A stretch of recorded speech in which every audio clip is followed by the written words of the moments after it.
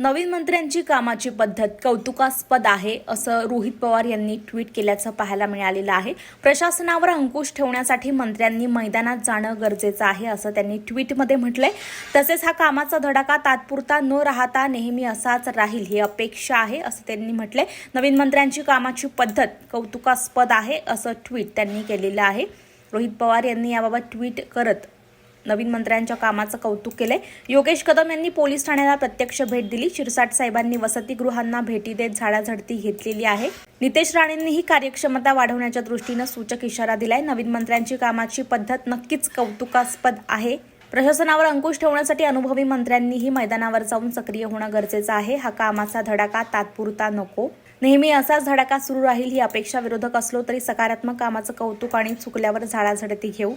पण सध्या मंत्रिमंडळातील सर्व नव्या सदस्यांचं अभिनंदन आणि चांगल्या कामासाठी शुभेच्छा असं ट्विट रोहित पवार यांनी केलेलं आहे।